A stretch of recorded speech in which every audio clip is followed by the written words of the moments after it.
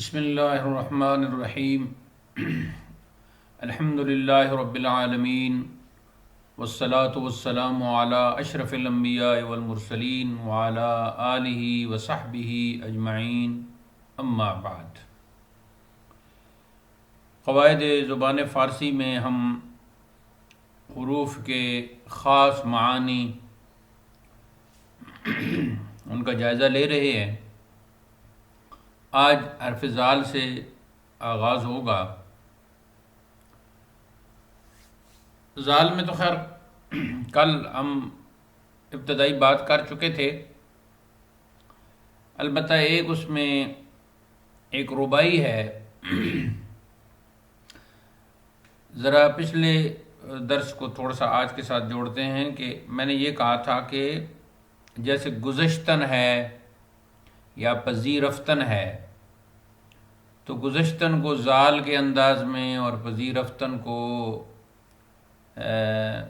ذال کے انداز میں لکھ دیتے ہیں، لیکن ساتھ یہ بھی کہا تھا کہ اس کو زا یعنی زے جو ہوتی ہے اس کے طرز پر بھی لکھ دیتے ہیں، اور ساتھ یہ بھی کہا تھا کہ بعض علماء کا، ماہر لسانیات کا یہ نظریہ ہے کہ حرف ذال بھی ان حروف میں ہے جو فارسی میں نہیں ہے۔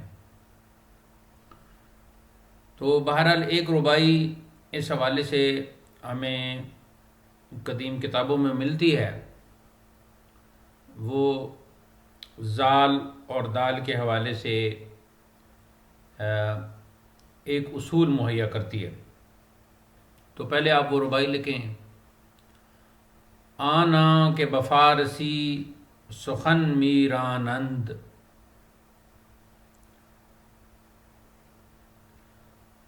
ربائی اوپر لکھ کر آنا کے بفارسی سخن میرانند، در مارز دال زال را بنشانند۔ مارز زواد کے ساتھ اور عین کے ساتھ، اور بنشانند بنشانند فعل مضارع، تو پھر وزن میں نون کو ساکن کر دیں گے، بنشانند۔ یہ جو ہے نا نشستن، اس سے فعل مضارع بنتا ہے نشیند، اور اس سے مصدر متعدی بنتا ہے، تو پھر اس سے یہ بنایا ہے در مارز دال زال را بنشانند۔ تیسرا مصرع ہے جی ما قبل و ار ساکن جز واج بود۔ واج جو ہے نا واو الف اور یا حروف علت، ما قبل و ار ساکن جز واج بود دالست۔ چوتھا مصرع دالست وگرنا دال موجم خوانند۔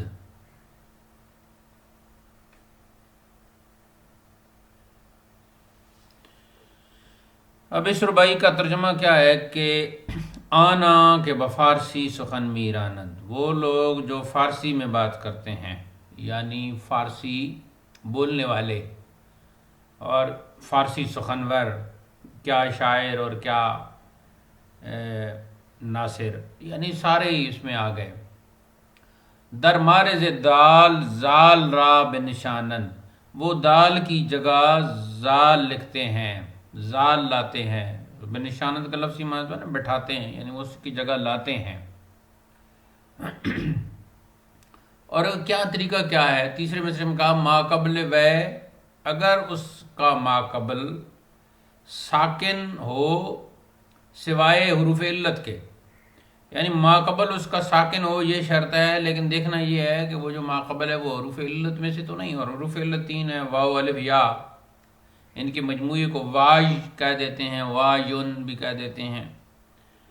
تو یہ ایک انہیں یاد کرنے کا ایک طریقہ ہے، وگرنہ واجن تو کوئی اس طرح کا انداز عربی میں نہیں بنتا، لیکن یہ ایک مجموعہ بنایا، جیسے امام جزری کے ہاں علم تجوید میں قطب جدین، یا اس طرح کچھ لوگ ان کے معنی بھی نکال لیتے ہیں، لیکن یہ ایک الگ بات ہے۔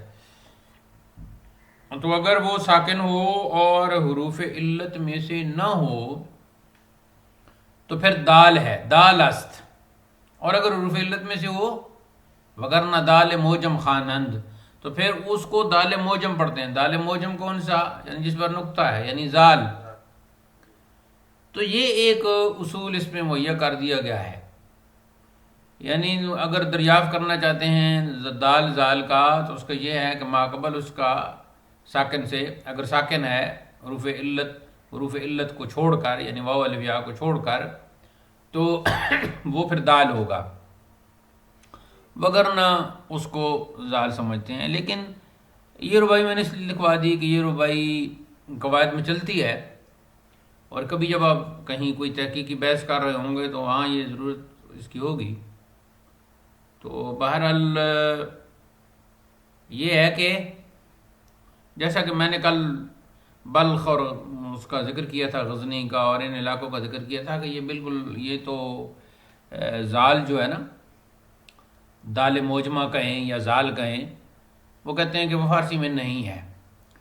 اب ہم منتقل ہوتے ہیں حرف را کی طرف. تو را کے کئی معنی ہیں عربی میں، اور را مرد کینہ ور کو بھی کہتے ہیں. مرد کینہ ور، کینہ یہ ہوتا ہے کہ آپ کہ یہ کینہ جو ہے یہ اس میں اخلاق رذیلہ میں آتا ہے. یعنی بری عادات جو ہیں انسان کے اندر دو ہی عادتیں پائی جاتی ہیں نا، اخلاق حمیدہ، اور دوسری اس کے مقابلے میں آتی ہیں اخلاق ذمیمہ، یا اخلاق رذیلہ بھی ان کو کہتے ہیں، اخلاق سیئہ بھی ان کو کہتے ہیں. یہ بری عادات جو ہوتی ہیں انسان کے اندر.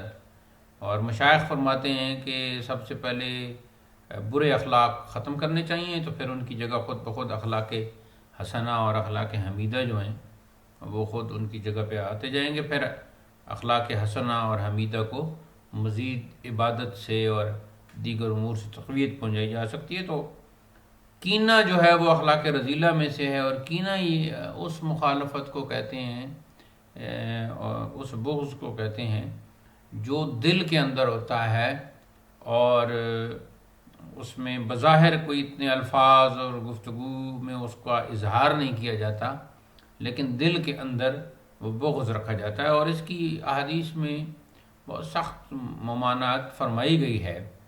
اور یہ اس قسم کے پنجابی میں جو میسنا کا لفظ ہے، گھنا کا لفظ ہے، اور ایسے جو پنجابی میں اور بھی کچھ الفاظ ہیں، وہ بالکل کینہ کا مفہوم جو ہے نا وہ واضح کرتے ہیں.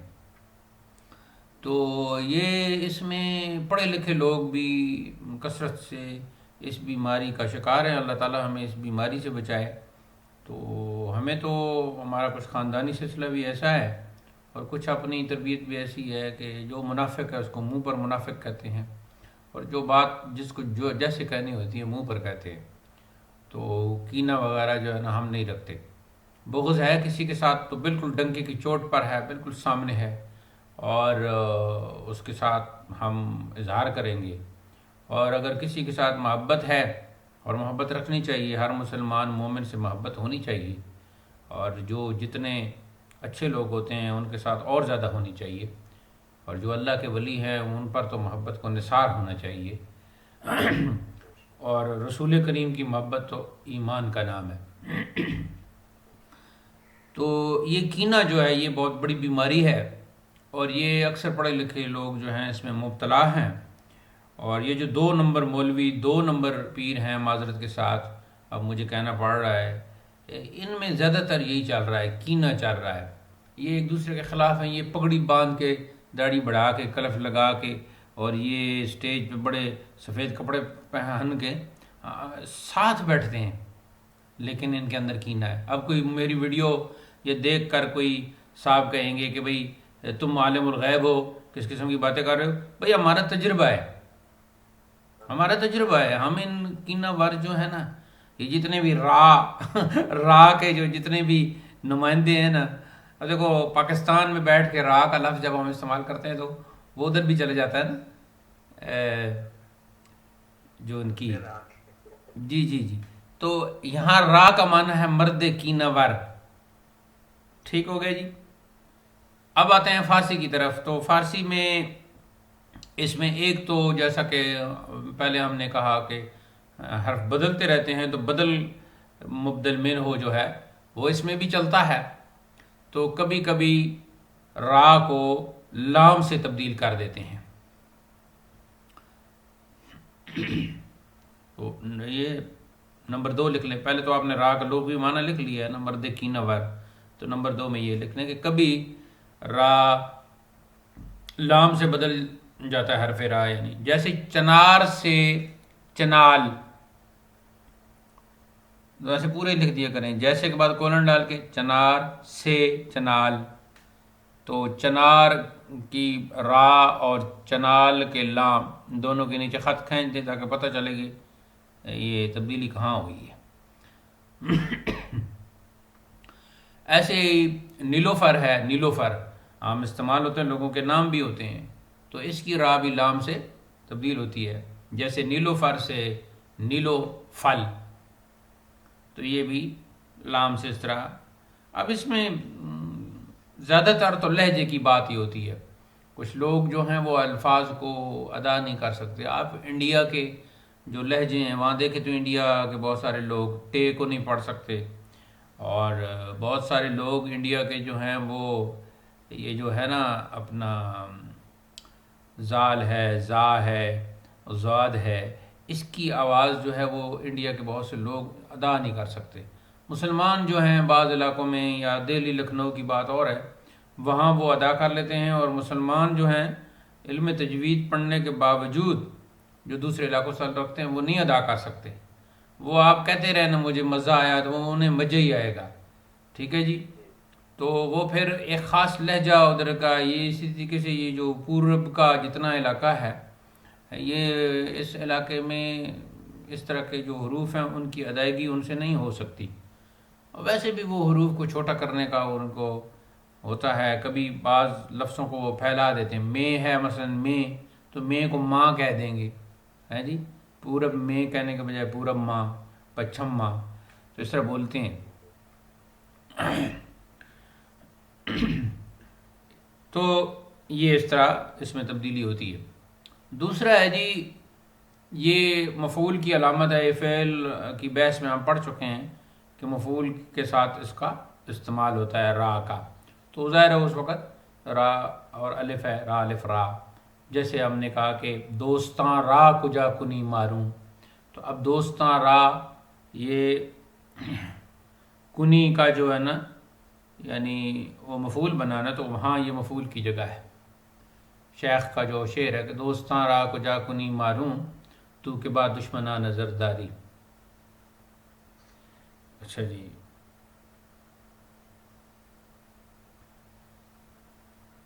اب اگلے نمبر پر یہ کبھی، ویسے تو یہ مفعول کی علامت ہے لیکن کبھی اضافت کا فائدہ بھی یہ دیتا ہے حرف را. تو اس وقت پھر گویا وہ اضافت ہو رہی ہوتی ہے. جیسے ہم کہتے ہیں کساں را، کساں کس کی جمع ہو گئی نا، تو اشخاص کو، تو یہاں یہ ایک اضافت کے طور پر یہ استعمال ہو گیا.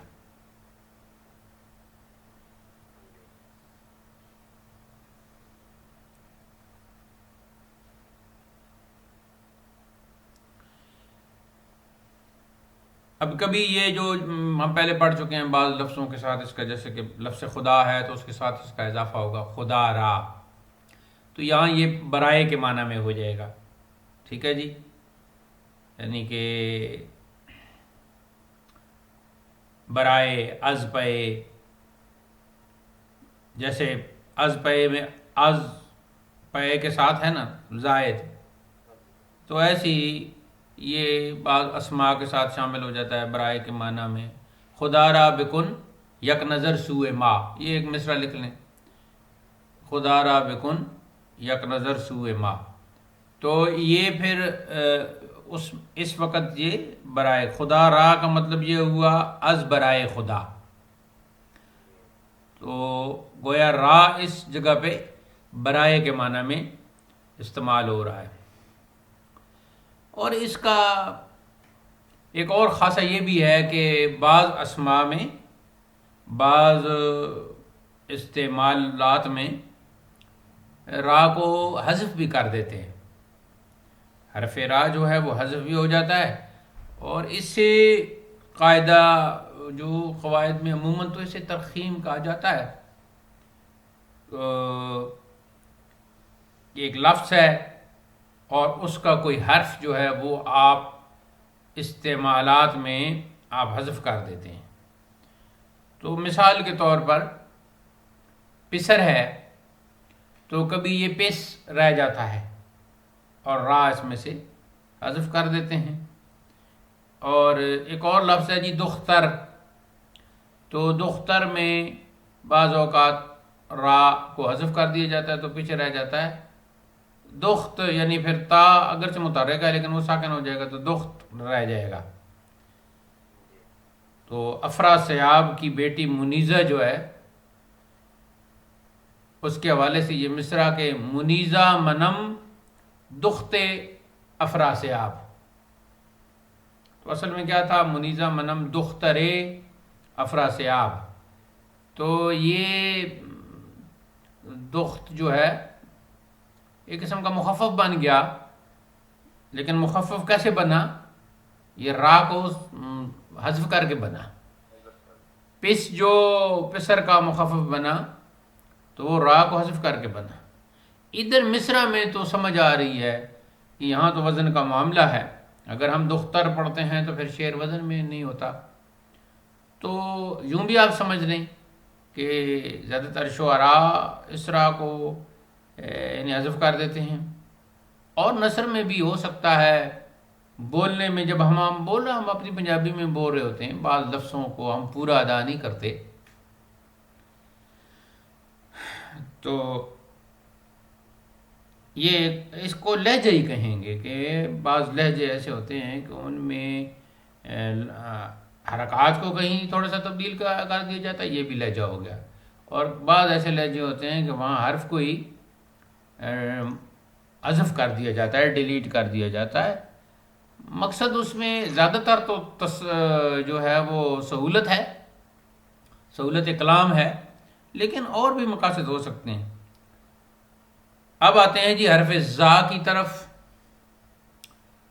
اور جو بہت زیادہ کھانے والا مرد ہوتا ہے، بہت زیادہ مرد بسیار خوار یا کھانے پینے والا، اس کو بھی زا کہتے ہیں، یعنی زے اور الف زا. اور زن بدخو اس کو بھی زا کہتے ہیں. تو اس میں پچھلے را کے معنی میں اگر مرد کو کوئی اعتراض تھا کہ بھائی مرد کی نوار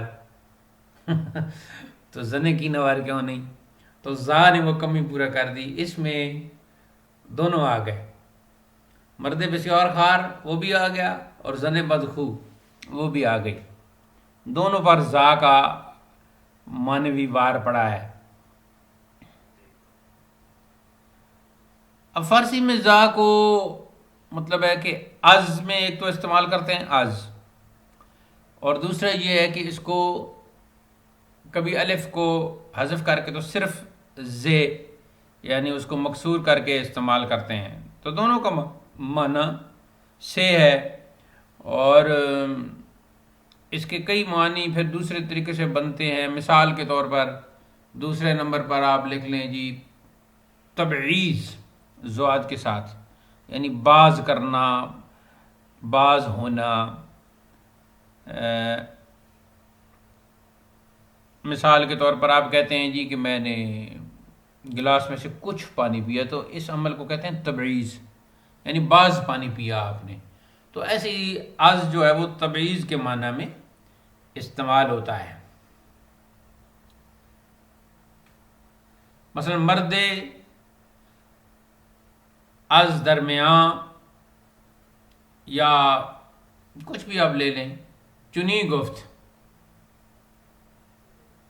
تو یہاں یعنی بعض مردوں میں سے ایک مرد نے یوں کہا، مرد از مردم چنی گفت، لوگوں میں سے مردوں میں سے ایک مرد نے، لوگوں میں سے ایک آدمی نے یوں کہا. تو یہ آپ نے بعض کا معنی اس میں لے لیا.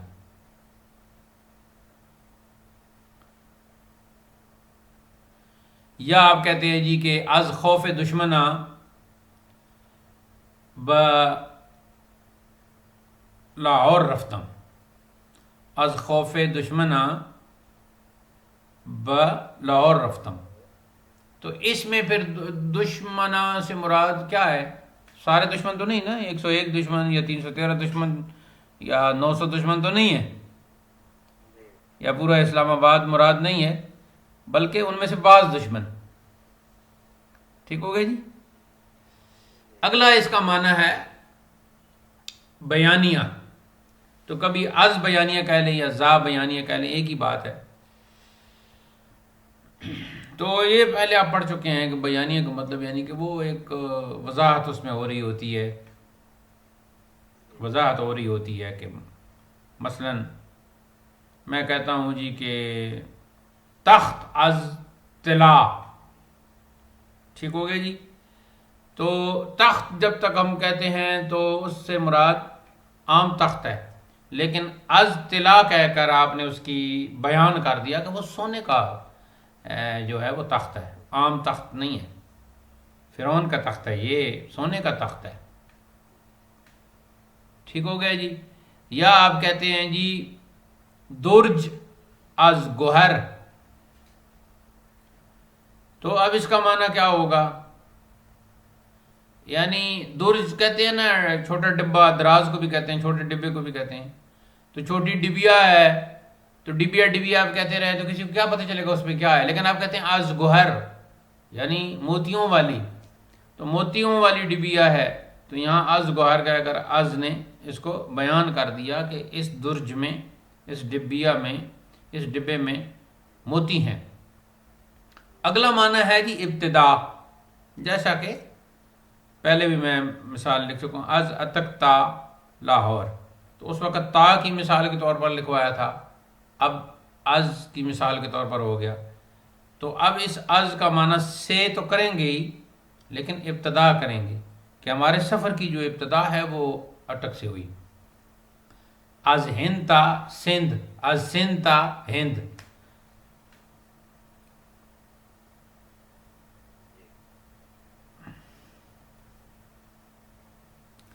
اگلا معنی ہے جی استعانت. ہم پہلے بھی پڑھ چکے ہیں استعانت کا معنی، با میں بھی پڑھ چکے ہیں، مدد مانگنا. جیسے کہ کار عظیم از دست تو نظام یافت، ایک بہت بڑا کام تیرے ہاتھ سے وہ پایا تکمیل کو پہنچا ہے یا درست ہوا ہے. نظام یافتہ نہیں یعنی کہ مکمل ہونا، تکمیل، آشنا ہونا. تو یہ جو کہا نا کہ کار عظیم از دست تو اس کا مطلب ہے از مدد دست تو، از استعانت دست تو، یعنی تیری مدد سے یہ کام مکمل ہوا. کار عظیم از دست تو نظام یافت.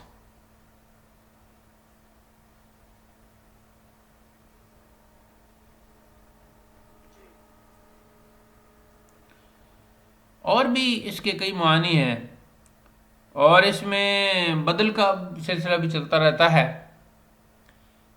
تو یہ کبھی جیم سے بدل جاتی ہے زا، اور کبھی چے سے بھی بدل جاتی ہے. چے جیسے جیم فارسی ہے نا چے،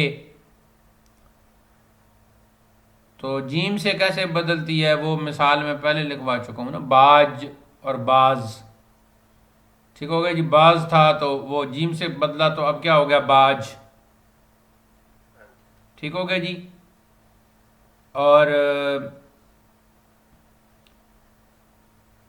ایسے ہی ایاس اور ایاز، تو یہ زا جو ہے وہ سین سے، اور کبھی اس کو غین سے بھی تبدیل کر لیتے ہیں.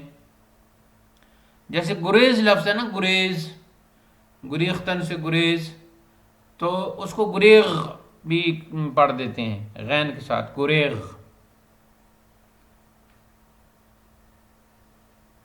اسی اصل میں تو جو شعراء ہوتے ہیں نا وہ اپنے قافیے سیدھے کرتے ہیں نا تو پھر وہ اہل زبان ہوتے ہیں، تو اہل زبان کو کون روکے. اب دیکھیں مزاج جو ہے آپ کا مزاج کیسا ہے، یا مزاج کیسا ہے، یا مزاج کیسا ہے. تو کوئی میم کی کچھ لوگ کہتے ہیں کسرہ ہے. مجھے ویسے کسرہ پسند نہیں، میرے ذوق کو نہیں پسند، میں تو بس مفتو اسے پڑھتا ہوں مزاج. یہ اس قسم کے الفاظ ہوتے ہیں کہ ان میں کوئی ایسی بات نہیں ہوتی. اب اس کو پنجابی میں مجیج کہتے ہیں. ہاں جی. تو دیکھیں نا کیا اس کی شکل ہے، کیا اس کا انداز ہے. اب کون روکے کسی کو.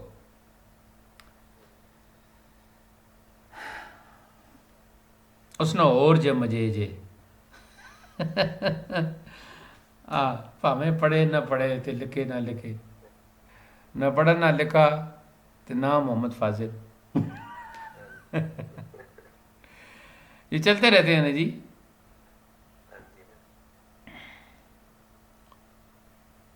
اور کبھی ایسے ہوتا ہے کہ اگلا نمبر لکھ لیں کہ اس کو حذف کر دیتے ہیں. جیسے آواز تو اب ختم ہوئی، زا حذف ہوئی تو آوا رہ گیا پیچھے، آوا.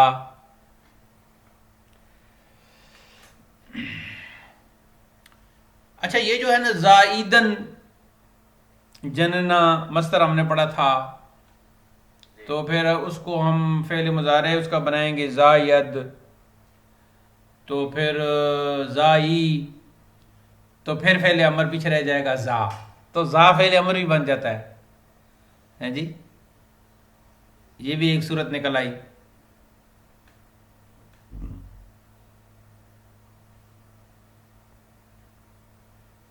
اچھا یہ جو ہے مثال کے طور پر جیم سے تبدیلی، یہ ڈبل ہوتی رہتی ہے، یعنی جیم اس سے بدل جاتا ہے اور یہ جیم سے یہ حرف جیم سے بدل جاتا ہے. تو یہ بھی کہیں نہ کہیں آپ کو کوئی ایسا آپ کو مل جائے گا. کاز اور کاج، کاج کو کاز کہہ دیتے ہیں، کاز کو کاج کہہ دیتے ہیں. تو اس طرح یہ تبدیل ہوتا رہتا ہے. کچھ لاجورد، لاجورد ٹھیک ہو گیا جی. تو لاجورد کو لازورد بھی کہہ دیتے ہیں. تو یہاں جیم زا سے بدل گیا. اب اگر کوئی اس میں کوئی اختلاف کرے کہ نہیں جی اصل میں تو یہ لازورد تھا، تو آپ اس کو میں نے پہلے کہہ دیا ہے کہ آپ پھر اس طرح کہہ دیں گے یہ جیم سے بدل گیا. اگر کوئی یہ، ویسے تو یہ ہے کہ یہ لاجورد تھا تو لازورد ہوا، لیکن اگر اس کا کوئی تحقیق پیش کرتا ہے تو آپ کہیں گے کہ یہ دونوں آپس میں ہوتے رہتے ہیں، کوئی اس میں حرج نہیں. منتقل ہوتے ہیں جی حرف سین کی طرف. یہ موٹی چیز کو بھی سین کہتے ہیں. اور جو آدمی بہت زیادہ فضول خرچ ہوتا ہے اس کو بھی سین کہتے ہیں. مرد مسرف، اسراف کرتا ہے.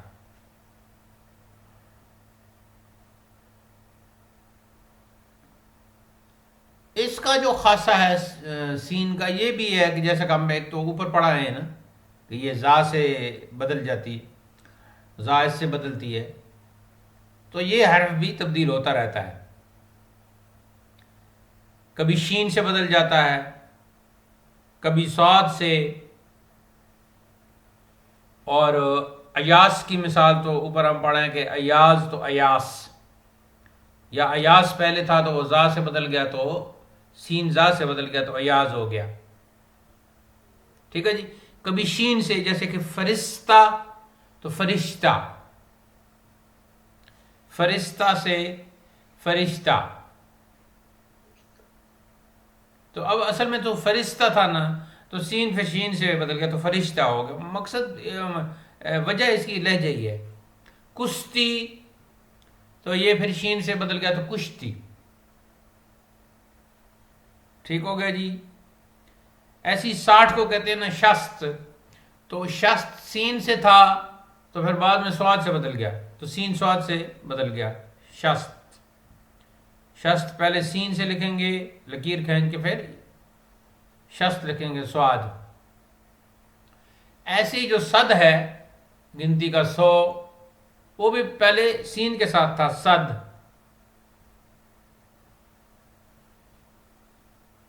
وہ ایک دفعہ اس طرح کی گفتگو ہو رہی تھی تو ایک صاحب مجھے کہنے لگے کہ آپ کچھ باتیں ایسی کرتے ہیں کہ وہ بندہ کیسے یقین کرے.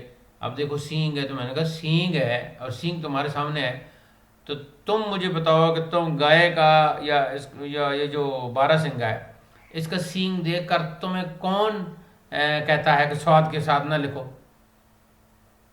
سین کے ساتھ لکھو؟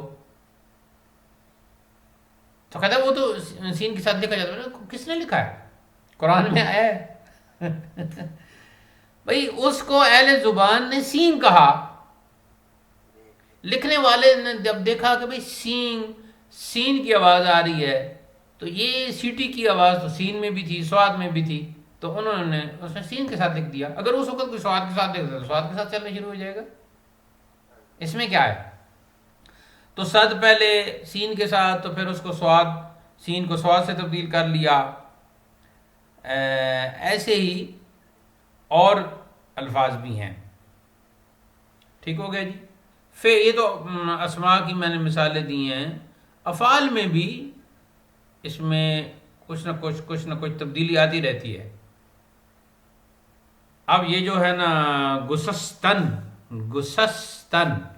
تو اس میں جب فعل مضارع آئے گا تو گسلد، ٹھیک ہے جی، گسلد آئے گا نا. تو گسلد کا کیا مطلب ہے؟ گسلد کا مطلب یہ ہے کہ اس کا ایک سین لام سے بدلا ہے.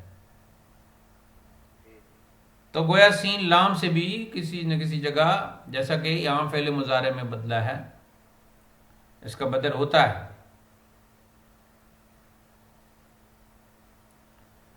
اور کبھی یہ مثال کے طور پر دیکھیں زیستن، تو اس کا فعل مضارع زید ہے.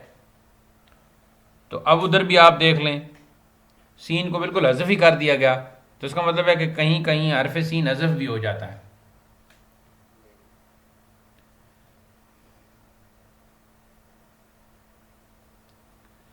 اسی طریقے سے حرف شین کا معاملہ بھی ہے. اب ہم حرف شین کی طرف منتقل ہوتے ہیں. اس کا معاملہ بھی کچھ ایسا ہے. مرد دوندہ، لغت میں شین کا معنی ہے مرد دوندہ، بھاگنے والا مرد، مرد دوندہ. اچھا، یہ جو لغوی معانی میں بتا رہا ہوں نا، ان میں کہیں نہ کہیں کوئی اور معنی بھی ہو سکتے ہیں، لیکن یہ خاص جو بعض بزرگوں نے مقرر کیے ہیں وہ بتا رہا ہوں. ویسے تو آپ لغات دیکھیں گے تو آپ کو کچھ اور بھی معنی مل جائیں گے. یہ تو ایک دلچسپ سٹڈی ہوگی.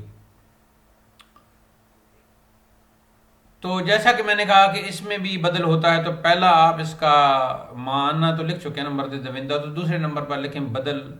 تو بدل میں یہ کبھی جیم سے، یعنی جیم سے مراد وہ جیم تازی، یعنی عربی جیم جو اصل جیم ہے، ویسے جیم فارسی تو چے ہے نا، اور سین سے، اور جیسے کہ ایک مثال میں پہلے لکھوا چکا ہوں، کاج سے کاش یا کاش سے کاج. تو اے کاش جیسے کہتے ہیں نا، اے کاش میں نہ آتا، تو اے کاج میں نہ آتا. یا مشک ہے، کستوری کو کہتے ہیں، تو اس کو وہ شین سے بدلا مشک، یعنی مشک تھا نا، یعنی پہلے لکھیں گے آپ مشک اور بعد میں لکھیں گے مسک، مسک بھی بول دیتے ہیں.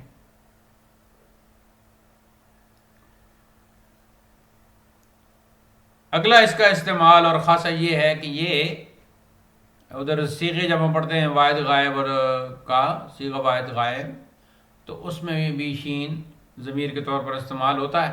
ضمیر مفعول بھی اور اضافت میں بھی استعمال ہوتا ہے. دلش اس کا دل، اور ضمیر مفعول کے طور پر بھی استعمال ہوتا ہے. گفتمش میں نے اس کو کہا، تو یہ ضمیر مفعول کے طور پر استعمال ہو گیا. گفتندش انہوں نے اس کو کہا.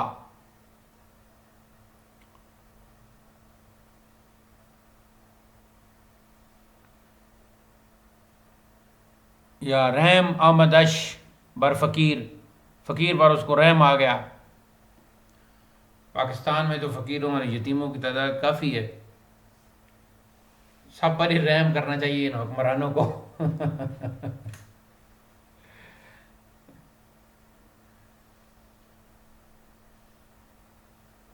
دیمک کی لپیٹ میں ہے سب کی کرسی، یہ نصیر صاحب کا مصرع ہے.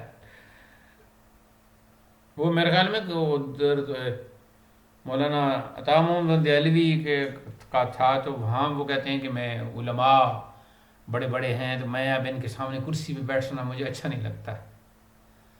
کمرے میں بھی وہ کہتے تھے کہ میں کمرے میں یہ صوفہ وغیرہ پہلے بچھایا گیا تھا تو وہ میں نے ہٹوا دیا ہے کہ علماء آتے ہیں تو پھر میں اچھا نہیں لگتا کہ علماء نیچے بیٹھے اور میں چڑھ کے اوپر بیٹھ جاؤں. یہ کچھ باتیں کچھ لوگوں میں تھیں. تو پرانا تو یہی طریقہ ہے کہ ادب جو ہے نا وہ بہت ضروری ہے. ادب نہیں تو کچھ بھی نہیں. یعنی بے ادب وہ ہے کہ جس کی سرپرستی شیطان کرتا ہے، ابلیس کرتا ہے. تو اس کی سرپرستی سے بچنے کا طریقہ یہی ہے کہ انسان بس دائرہ ادب میں رہے، کیونکہ اس کو کچھ بھی نہیں ہوگا. جو سامنے بزرگ بیٹھے ہیں انہیں کیا ہے، وہ تو ہیں ہی بزرگ. اگر ایک شیخ الحدیث نیچے بیٹھا ہے اور آپ کرسی کے اوپر بیٹھے ہیں تو اس کی شیخ الحدیثی میں کیا فرق آئے گا؟ قطعاً فرق نہیں آئے گا. وہ تو ادھر سے جا کر پھر وہی حدیث پڑھا رہا ہوگا، سبق پڑھا رہا ہوگا اپنا. تو فرق اس میں آ جاتا ہے کہ اس وقت اس کا سرپرست ابلیس بن جاتا ہے. شاباش بیٹا، کسی کو کچھ بھی نہیں سمجھنا. آل نال سمجھو اپنے آپ کو، ویل ڈن.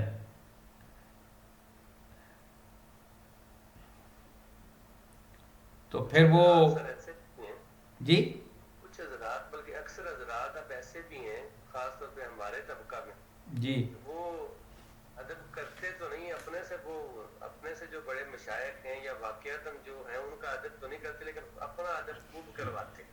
دیکھیں جی، جو میرے ذہن میں بات آئی وہ تو میں نے کہہ دی کہ ابلیس کی سرپرستی میں اگر آپ نے رہنا ہے تو اس طرح کریں. اور یہ تو ٹھیک ہے، جو لوگ جس کی حیثیت ہوتی ہے، حدیث میں ہے کہ لوگوں کو ان کی حیثیت کے مطابق ان سے سلوک کرو. تو وہ تو جو لوگ ہوتے ہیں وہ حیثیت سمجھتے ہیں اور حیثیت کے مطابق کرتے ہیں. لیکن اب انسان مسجد میں کوئی بیٹھا پروگرام کر رہا ہو تو وہاں مسجد میں اچھا نہیں لگتا، یہ اچھی بات نہیں. یہ دیکھیں نا، مسجد میں امیر اور غریب ایک ہے. اب اگر ایک امیر ہے اور وہ مربوں کا مالک ہے اور اس کے ساتھ ایک مزدور کھڑا ہو گیا تو اس کی جرت نہیں ہے کہ وہ کہے کہ تم پچھلی صف میں چلے جاؤ، میرے ساتھ کیوں کھڑے ہو. جاہل لوگ کرتے ہیں، اہتمام کرتے ہیں، لیکن وہ اہتمام بھی کچھ اس طرح کا کہ کھڑے کھڑے دیکھا یہ آ گیا تو خود ہی خاموشی دوسری طرف چلا گیا. ہوتے ہیں کچھ لوگ. تو لیکن مسجد جو ہے نا وہ اس میں ایک، ہاں اگر آپ کسی کے گھر میں جلسہ ہو رہا ہے وہ صوفے بچھا دے، جو مرضی بچھائے، جہاں مرضی کسی کو بٹھائے، جس انداز سے بٹھائے. تو یہ منتقل ہوتے ہیں جی. پھر آتے ہیں شین کی طرف. تو فعل میں اور یہ ترکیب مرکب اضافی میں اور شین کے ساتھ جیسے کہ گفتمش ضمیر مفعولی اور مضاف الیہ کے طور پر بھی استعمال ہے. تو فعل میں تو ضمیر مفعولی ہوگی نا، تو اسم کے ساتھ جیسے کہ میں نے کہا دلش، کتابش اس کی کتاب، یا فرمانش اس کا فرمان، اور رویش اس کا چہرہ، دستش اس کا ہاتھ، تو حکمش اس کا حکم. تو یہ یہاں پھر مضاف الیہ کے طور پر ہو گیا. کثیرہ کے خصلت تکبر بود، شیخ فرماتے ہیں سرش پر غرور از تصور بود. تصور سے مراد بیہودہ خیال. تو یہاں شیخ نے سرش استعمال کیا ہے، تو یہ اس کی وہ یہ مضاف الیہ ہو گیا شین، کیونکہ سر اسم ہے نا تو وہ اس کے ساتھ لگا. کسیرا کے خصلت تکبر بود، سرش پر غرور تصور بود. اور کبھی یہ صیغہ امر کے آخر میں لگا کے تو ہم وہ بنا لیتے ہیں نا، حاصل مصدر بھی بنا لیتے ہیں، نگار سے نگارش، اور بھی ہم نے اس کی بہت ساری مثالیں حاصل مصدر میں پڑھ لی ہیں. اچھا، یہ پرانے جو طریقہ ہے اس کا کتنا فیض ہوتا ہے کہ اس انداز سے یہ سبق پڑھائے جاتے ہیں کہ دوسرے بہت سارے اسباق آٹومیٹیکلی اس میں آ جاتے ہیں. اور یہ جو نئے طریقے نکلے ہیں نا اس میں وہ بات سمجھا بھی نہیں پاتے، خود ہی انہیں وہ سمجھ نہیں ہوتی. تو اس طریقے سے نگارش ہو گیا، آفرینش ہو گیا، اور بھی بہت سارے الفاظ ہیں، آمیزش، بخشائش، آمرزش، ہم نے حاصل مصدر میں بہت سارے پڑھ لیے ہیں. اب ہم حرف سواد کی طرف آتے ہیں، اور سواد ویسے تو یہ فارسی میں استعمال نہیں ہوتا، 7-8 حروف جو فارسی میں استعمال نہیں ہوتے یہ ان میں شامل ہے. البتہ کہیں کہیں یہ کوئی محاورات میں ایسے استعمال کر دیتے ہیں کہ سواد کرد یا سواد گفت، تو اس کا مطلب وہ کنایا ہے صحیح سے کہ اس نے ہماری اس بات کو صحیح کہا. تو جیسے کہتے ہیں ہم اردو میں بھی پھر استعمال کرتے ہیں کہ اس نے حرف صاد کہا، میرے اس قول پر اس نے حرف صاد کہا، یا صاد کیا، صاد کہا، صاد کیا. تو یہ فارسی میں بھی آ جاتا ہے، لیکن یہ فارسی کا وہ اس طرح حرف نہیں ہے. یا کبھی کبھی وہ سواد آنکھ کو بھی کہہ دیتے ہیں نا، وہ اس طرح آپ عربی خط نسخ میں جب لکھیں تو یہ سواد آپ اس طرح پوری اس کی وہ بنے گی کشتی، تو وہ اس کو پھر آنکھ کا استعارہ بھی بعض اوقات، یعنی آنکھ کو سواد کہہ دیتے ہیں. اس کے علاوہ یہ فارسی کا حرف نہیں ہے اور اس سے الفاظ نہیں بنتے. اور یہی حال حرف ضاد کا ہے. تو جو پرندہ بہت زیادہ بولتا ہے، آواز دیتا ہے، مرغ آواز دہندہ، اس کو بھی ضاد کہتے ہیں عربی میں، یعنی لغوی معنی اس کا مرغ آواز دہندہ ہے. اور سواد سے جو ہے وہ آنکھ کا استعارہ کر لیتے ہیں، یہ تو خیر لغوی اس میں ہے، ہو گیا. باقی فارسی جو ہے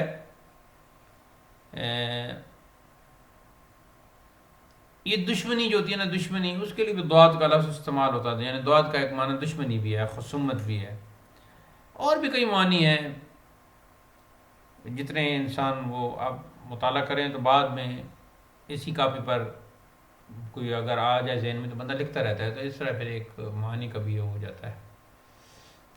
تو سواد اور ضاد اس طرح فارسی میں استعمال نہیں ہوتے.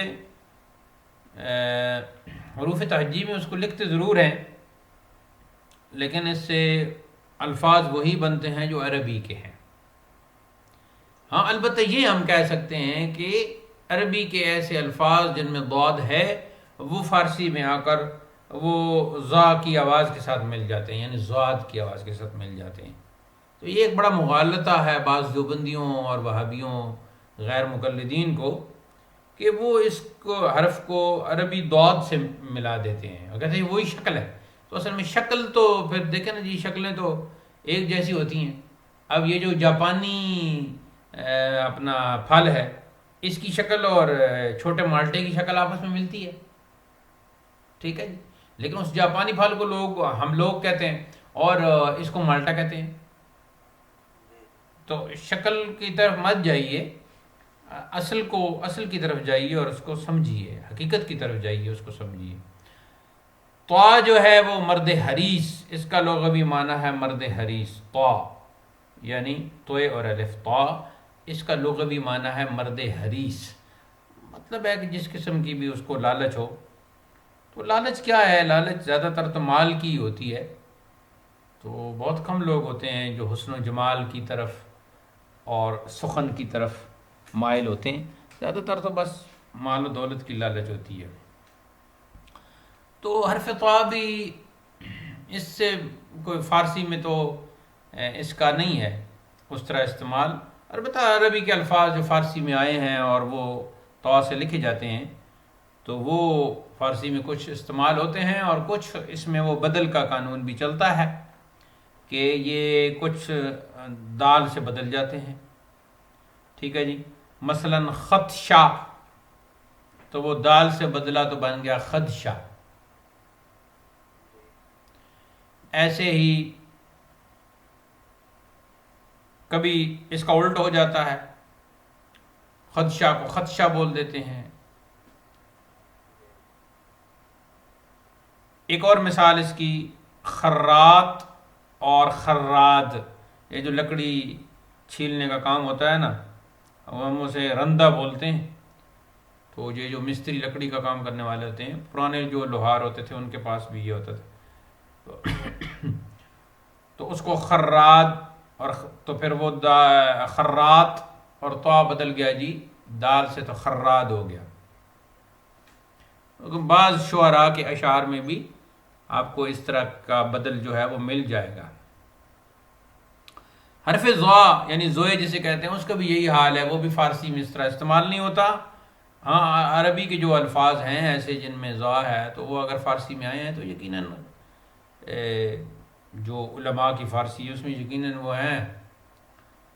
زنے کلان پستان، زنے کلان پستان، یہ بعض علاقوں میں ایسی عورتیں ہوتی ہیں کہ ان کے پستان بہت ہی بڑے، تو ان کو یہ زا کہہ دیتے ہیں. یعنی زا کا لغوی معنی زن کلان پستان ہو گیا. استثنائی صورتیں ہوتی ہیں بعض علاقوں میں. اب ہمارے ہاں تو الحمدللہ ماشاءاللہ سب لوگوں کی آنکھیں اچھی ہیں. میں یہ کہنے لگا تھا کہ بہت ہی مناسب آنکھیں ہیں، لیکن بعض آپ دیکھ لیں یہ جو چائنی ہو گئے یا ترکمنی اور اس طرح کے لوگ ہیں، بہت چھوٹی چھوٹی آنکھیں ان کی ہوتی ہیں، بہت ہی چھوٹی آنکھیں ہوتی ہیں. بنانے والا تو وہ اللہ ہی ہے نا، خالق حسن و جمال. تو یہ بھی میں نے کہا کہ کوئی جو لفظ ہوتے ہیں نا، مثال کے طور پر نظم اب فارسی میں بھی استعمال ہوتا ہے تو وہ عربی کا لفظ ہے. آگے جی حرف عین. تو حرف عین جو ہے یہ بھی عربی فارسی کا اس طرح خاص نہیں ہے. یہ عربی کی الفاظ جو فارسی میں آتے ہیں اس اعتبار سے پھر اس کو فارسی کا بھی عین کہہ دیتے ہیں. ویسے تو عین کے عربی میں تو بہت معنی ہیں. تو عین آنکھ کو بھی کہہ دیتے ہیں، چشمہ کو بھی کہہ دیتے ہیں، لیکن بنیادی طور پر یہ ناف شتر یعنی اونٹ کا جو ناف ہے نا اس کے لیے یہ استعمال ہوتا ہے. اور بعض لوگ اس کو ماں کی طرف سے بھائی ہو یا باپ کی طرف سے بھائی ہو اس کو بھی وہ عینی کہہ دیتے ہیں نا، تو وہ اس عین کا معنی یہ بھی ہو گیا. اس کے بہت معنی ہیں، چشمہ ہو گیا، آنکھ ہو گیا، گھٹنا ہو گیا، کسی چیز کی جڑ، اصل، خلاصہ، زبدہ، کنکلوژن، یہ سب عین کے معنی ہیں.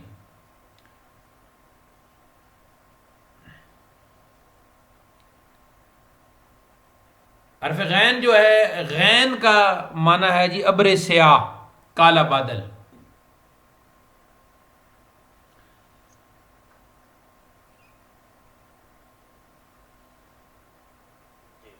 تو یہ کم ہی استعمال ہوتا ہے فارسی میں، بہرحال ہوتا ہے. تو اس میں وہ بدل کا قانون بھی چلتا ہے. کبھی زا سے بدل جاتا ہے،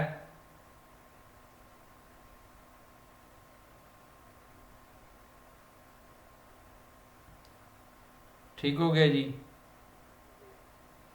اور کبھی مثال کے طور پر گریز تھا نا، گریز، تو اس کی مثال میں پہلے لکھوا چکا ہوں. تو گریغ ہو گیا، اور گریغ تھا تو وہ گریز ہو گیا. کبھی غین گاف سے بدلتا ہے، گاف، تو لغام، لگام.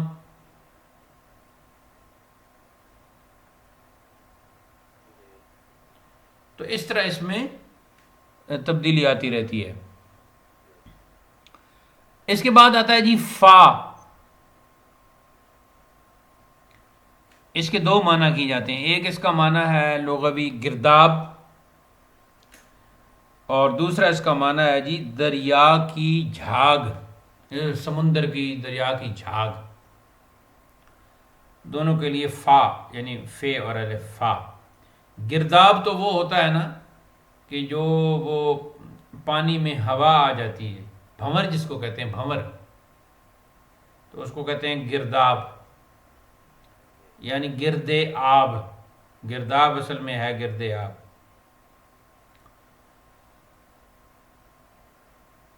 تو یہ کبھی کبھی با سے بھی اس کا بدل ہو جاتا ہے. جیسے زبان ہے نا، زبان، تو اس کو بعض اوقات زفان بھی کہہ دیتے ہیں، زفان.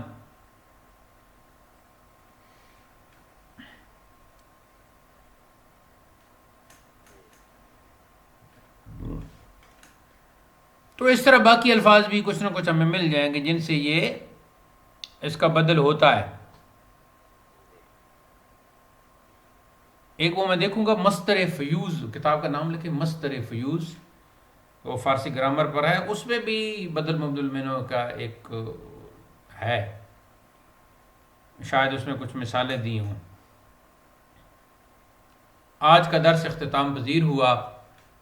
وآخر دعوانا ان الحمد للہ رب العالمین، والسلام علیکم ورحمۃ اللہ.